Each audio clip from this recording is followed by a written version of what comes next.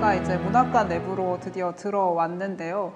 오자마자 이렇게 큰 우물 형상이 있어요. 자화상에도 중요하게 나오지요. 이거 설명 좀 부탁드립니다. 윤동주 문학관 문을 열고 시설을 보완해 가는 과정에서 제가 듣기로 이 목재가 윤동주 생가에 있던 우물의 용도로 쓰였던 목재가 이렇게 들어와서 이렇게 다시 조립을 해서 이렇게 해놓은 거라고 듣고 있어요. 그러니까 굉장히 실물감이 높은 아주 오래된 목재죠. 이 우물은 윤동주시에서 당연히 그 구리거울과 함께 본인을 이렇게 비추는 아주 중요한 그 자아성찰의 도구인데, 특별히 윤동주가 이제 의도했던 시집 하늘과 바람과 별과 시의 맨 앞에 실린 시예요. 그 서문으로 쓴 서시 말고는 이 작품을 첫 작품으로 했음으로써 여기에 비친 자신을 처음에 미워하고 돌아가다가 가엾어서 돌아와서 다시 미워하고 돌아갔다가 이제 그리워지는데, 그리워진다면 다시 오진 않아요.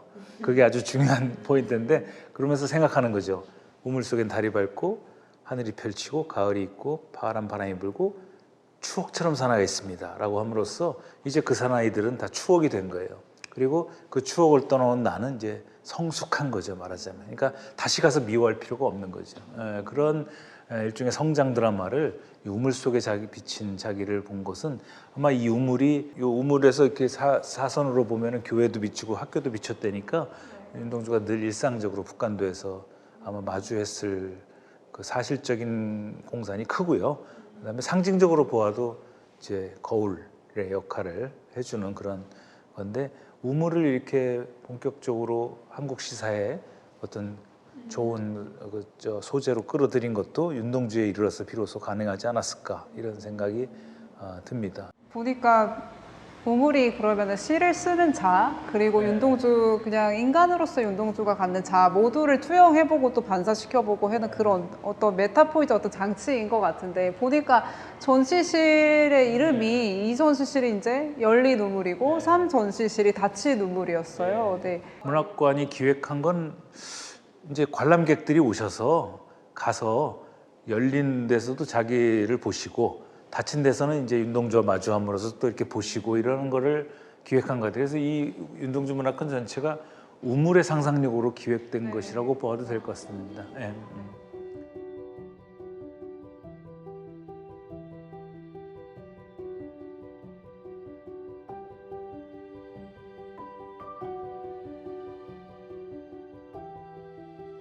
네, 저희가 아까 우물을 중요하게 보면서 이제 2 전시실, 3 전시실까지 왔는데, 이곳은 열린 우물이라고는 하지만, 그래서 독자인 저의 입장에서 우물 안에서 위를 올려다보는 체험을 할 수밖에 없는 공간인 것 같아요. 그런데 열려 있긴 하지만 굉장히 아래에 있다는 감각이 굉장히 지배적인 것 같고, 그래서 마냥 열렸다는 그런 밝은 느낌만은 들지는 않는 것 같아요. 비록 여기 풀도 자라고 있고 닫힌 우물에 비해서 정말 생기가 가득한 공간이긴 하지만, 여전히 마음 한켠에 굉장히 어두움을 깔고서 위를 계속해서 본다? 이게 윤동주의 시의식을 전반적으로 지배하는 어떤 정서일지 않을지 이런 느낌이 들었고, 3 전시실은 정말 어떤 형무소의 느낌이랄까요? 정말 닫힌 것이 아니라 갇혀있는 그런 느낌을 줘서, 아마 많은 분들이 2 전시실과 3 전시실 왔다 갔다 하시면서 윤동주의 시세계를 온몸으로 공간으로 체험할 수 있는 부분이라는 생각이 들었습니다. 그래서 아까 우물이 중요하게 나왔던 시 자화상을 교수님께서 직접 낭독을 한번 해주시겠습니다. 한번 1939년 9월에 초고를 잡았고 41년도에 문우지에다 발표했다가 그의 유고 시집인 하늘과 바람과 별과 시의 첫 작품으로 수록한 자화상을 한번 읽어보도록 하겠습니다. 자화상. 산모퉁이를 돌아 논가 외딴 우물을 홀로 찾아가선 가만히 들여다봅니다. 우물 속에는 달이 밝고 구름이 흐르고 하늘이 펼치고 파란 바람이 불고 가을이 있습니다. 그리고 한 사나이가 있습니다. 어쩐지 그 사나이가 미워져 돌아갑니다. 돌아가다 생각하니 그 사나이가 가엾어집니다. 도로가 들여다보니 사나이는 그대로 있습니다. 다시 그 사나이가 미워져 돌아갑니다. 돌아가다 생각하니 그 사나이가 그리워집니다. 우물 속에는 달이 밝고 구름이 흐르고 하늘이 펼치고 파란 바람이 불고 가을이 있고 추억처럼 사나이가 있습니다.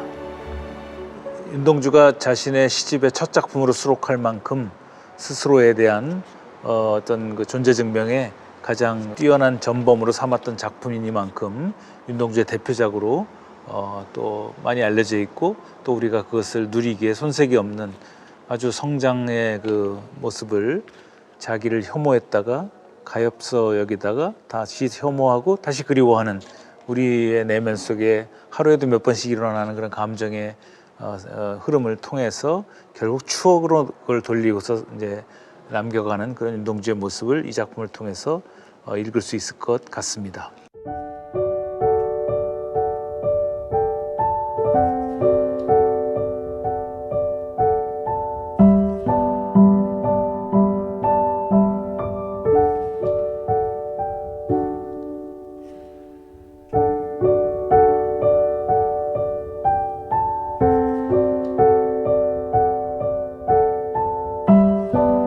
선생님, 저희가 이제 시인의 언덕을 넘어서 지금 이제 야외 공연장에 왔는데요. 졸업 후에 일본 유학 생활 그리고 이제 옥에서 죽음까지 네. 한번 여쭙겠습니다. 윤동주가 이제 연희전문학교를 졸업하고 1942년 이제 4월에 이제 동경으로 이른바 관부연락선을 타고 처음으로 이제 동경에 가지요. 가서 그 성공회 계열의立교대학이라는 곳에 입학을 합니다. 혹자는 연희전문학교를 졸업하고 왜 다시 대학으로 들어가냐고 하지만 제 시대가 학제라는 것이 경성제국대학 외에는 이제 대학으로 학력을 인정하지 않았어요. 그래서 전문학교 졸업자들은 유학을 할 경우에 학력을 이제 인정받지 못해서 다시 대학으로 입학을 하는 겁니다.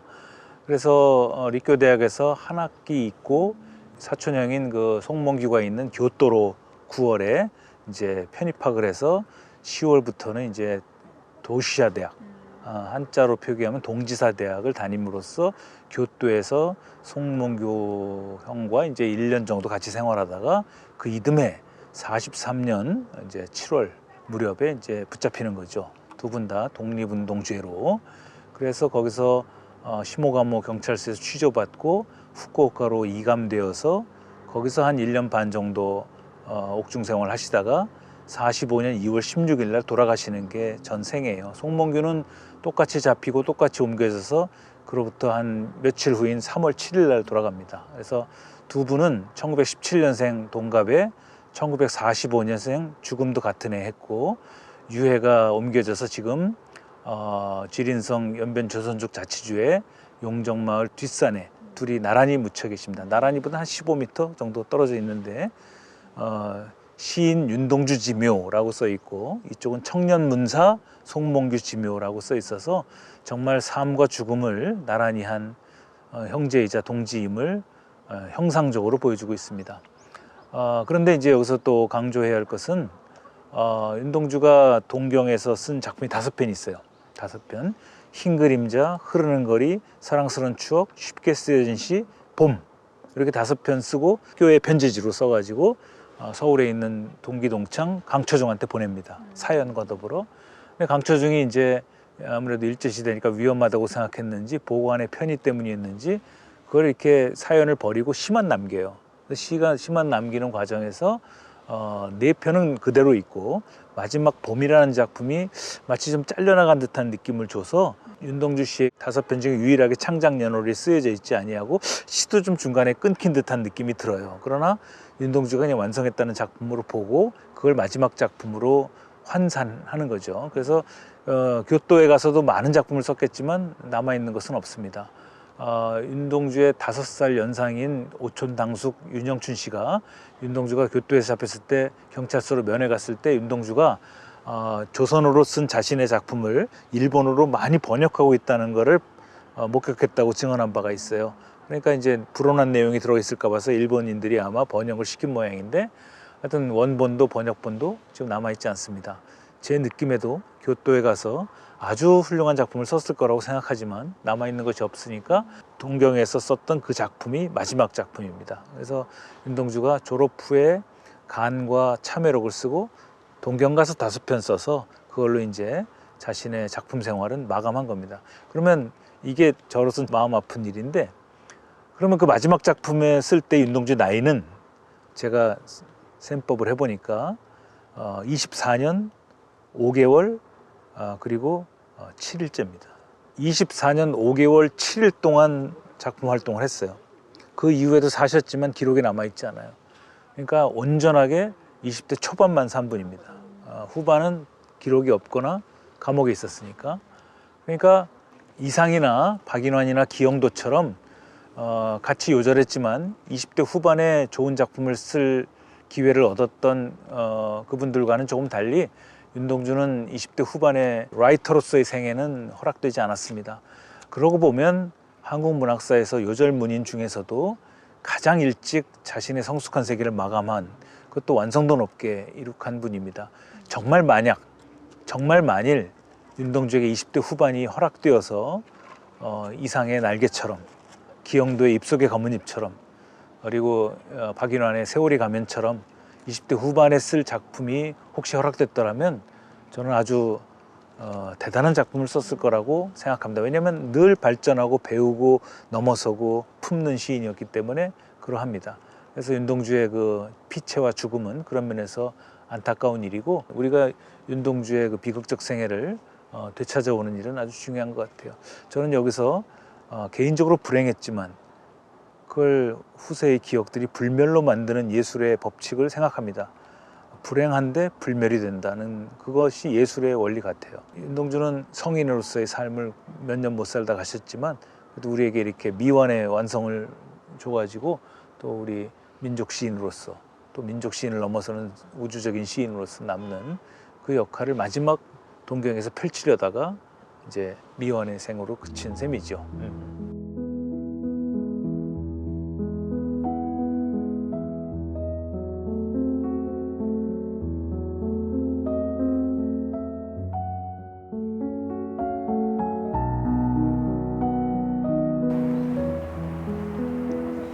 교수님, 저희가 이제 드디어 윤동주의 서시 앞에 당도했는데요. 한번 낭송을 부탁드려 보겠습니다. 네, 윤동주가 자신의 하늘과 바람과 별과 시집을 묻고 마지막으로 쓴 시고요. 그렇지만 시집 제일 앞에 있는 시고, 그래서 제목을 지금 사람들은 다 우리가 서시로 알고 있지만 사실은 시집의 서시죠. 제목이 없는 시집의 서문격 시, 그래서 서시가 되는 거고, 그 윤동주의 음성을 좀 환청처럼 접하면서 이렇게 읽어보도록 하겠습니다. 죽는 날까지 하늘을 우러러 한 점 부끄럼이 없기를. 잎새이는 바람에도 나는 괴로워했다. 별을 노래하는 마음으로 모든 죽어가는 것을 사랑해야지. 그리고 나한테 주어진 길을 걸어가야겠다. 오늘 밤에도 별이 바람에 스치운다. 윤동주 문학 하면은 서시를 아마 국민들이 가장 대표적으로 알고 있는데, 이런 윤동주 문학이 특별히 좀 다른 시들보다 더 사랑을 받는 어떤 차이, 그리고 이 여기에서 굉장히 잘 들어있는 어떤 부끄러움, 한 점 부끄러움이 없기를, 이 그 두 가지에 대해서 한번 좀 여쭤보겠습니다.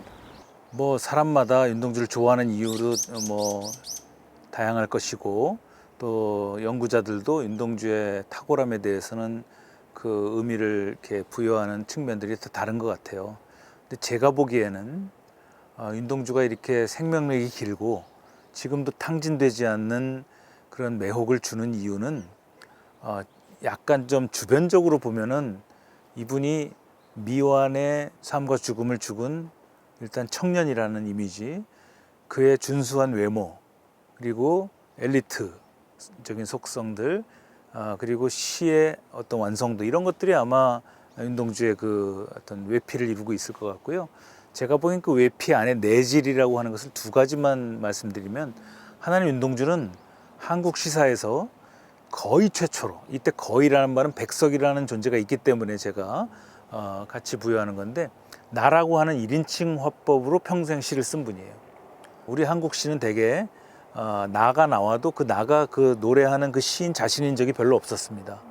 다 그 배역을 부여하거나 아니면 공동체적인 복수의 자아를 노래한다거나 그런 거였지. 근데 이렇게 천연덕스럽게 나의 부끄럼, 나의 괴로움, 나의 사랑, 나의 추억을 얘기한 사람이 드문데, 이런 고백적인 어떤 그 면모들이 우리에게 속삭이는 듯한 느낌을 줘요. 그리고 나한테 말을 건네는 듯한 느낌이 들어요.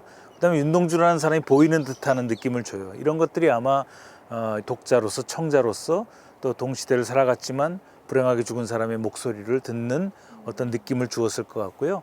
그게 윤동주의 어떤 어조나 방법의 특성이라면, 이분의 차원의 특성은 뭐가 있냐면, 고향에 가서도 또 다른 고향을 찾고, 십자가를 보면서도 또 다른 십자가가 허락된다면, 태초의 아침, 또 태초의 아침.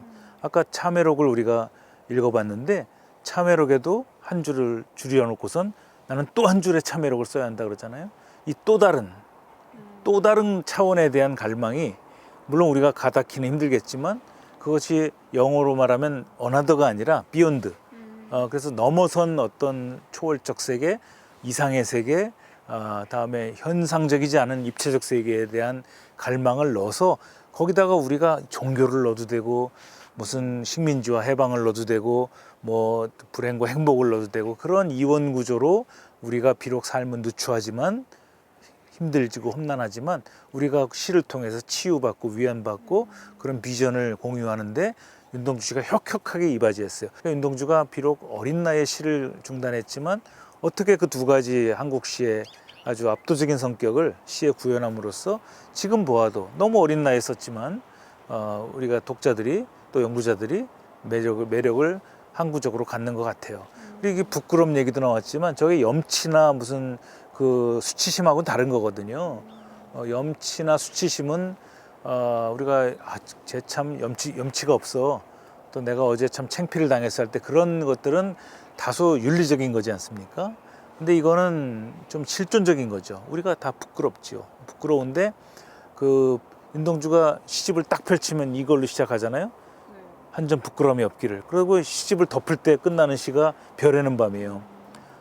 그러나 나의 별에도 봄이 오면, 이 내 이름자 묻힌 언덕에도 자랑처럼 풀이 무성할 계획 하면서 자랑으로 끝냅니다. 시집을 부끄러움에서 시작해서 자랑으로 마쳐요. 근데 원래 인생은 바뀌어 있어요. 자기 자랑하다가 부끄러움을 당하는 게 맞는데, 이 사람 순서를 바꿨어요. 부끄러움을 통해서 자랑에 이르는 구조로 바꿔놨어요. 이런 실존적인 교과서가 우리에 없다 이거죠.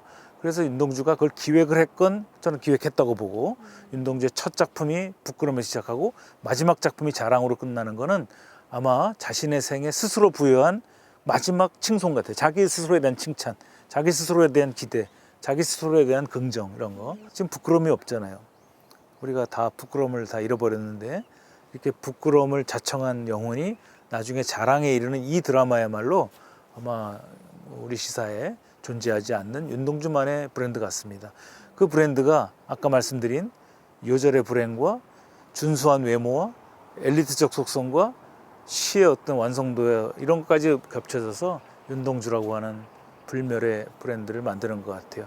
다소 너무 어린 나이에 완성된 시를 가지고 한국 시의 대표적인 것처럼 호들갑을 떠는 과대평가라는 혐의 제기되고는 있으나, 그런 과대평가조차도 윤동주 씨가 수용하면서 넘어서는 그런 가능성으로 충인하다는 측면에서는 뭐 부정하지 않는 것 같습니다. 좀 중년, 만년이 허락됐더라면 얼마나 훌륭한 시를 썼을까 하는 것은 우리의 가상적 기대지만, 그렇지 않고 이 시로 마감한 것으로도 충분히 이분이 성숙한 영혼이라고 생각이 듭니다. 그게 윤동주의 시사적이고 유일한, 윤동주는 우리 시사에서 반복 불가능한 일회적 사건이라고 생각합니다. 그 유일성을 우리가 사랑하고 또 미안해하고 그렇게 하는 것 같아요. 사랑함과 미안해함이 이분을 나이 안 먹게 하고, 저의 반도 못 사셨는데 꼭 저의 형님 같은 그런 느낌을 주는 것 같습니다.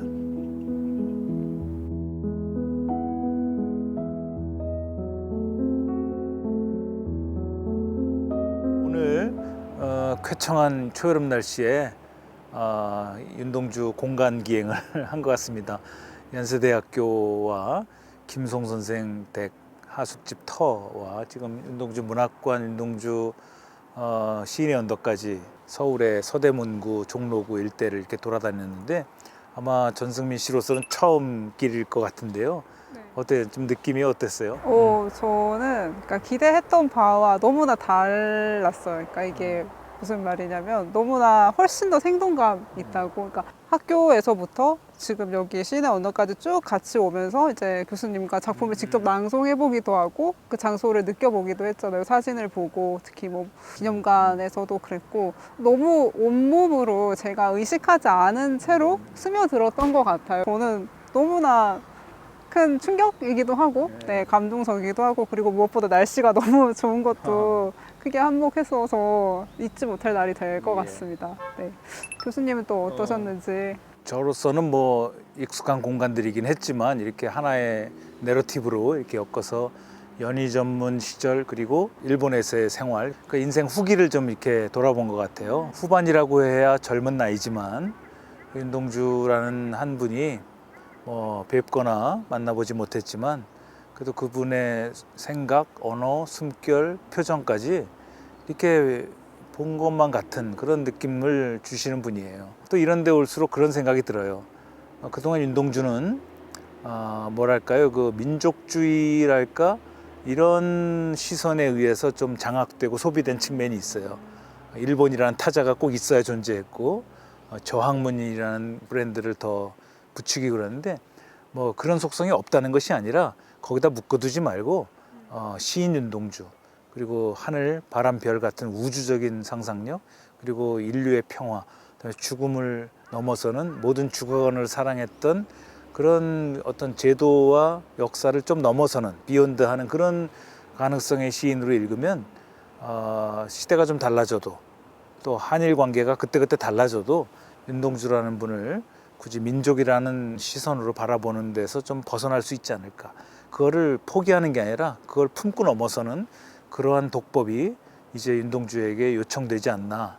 오늘 기획이 아마 그런 데 좀 기여했으면 하는 바람이 있습니다. 윤동주 선생은 가셨지만 또 그 후행 이제 문인으로서 그걸 기억하고 또 애도하고 하면서 잘 이어가면 윤동주라는 분을 우리의 기억 속에 또 불멸로 만들지 않을까. 윤동주는 그러면서 운이 좋은 분이에요. 훌륭한 지인들을 남겨서 그분들의 기억에 의해서 구성된 분인데 이렇게 또 좋은 독자들 또 좋은 후배들을 또 이렇게 계속 파생시키면서 아마 본인의 생각했던 것 이상으로 아마 한국 시에 끝없는 자양이 되지 않을까 이런 느낌을 갖습니다. 오늘 이런 자리 우리가 잘 이제 갈무리해서 또 이렇게 좋은 기획으로 대중들, 독자들 또 시청하시는 분들에게 윤동주라는 분의 또 다른 측면 뭐 우리가 한 게 진면목이라는 것이 아니고 진면목에 접근하기 위한 또 다른 측면을 이렇게 보여준 걸로 자긍심을 가져도 좋지 않을까. 하여튼 오늘 이렇게 대장정의 막을 잘 내리게 되어서 고맙게 생각합니다. 네.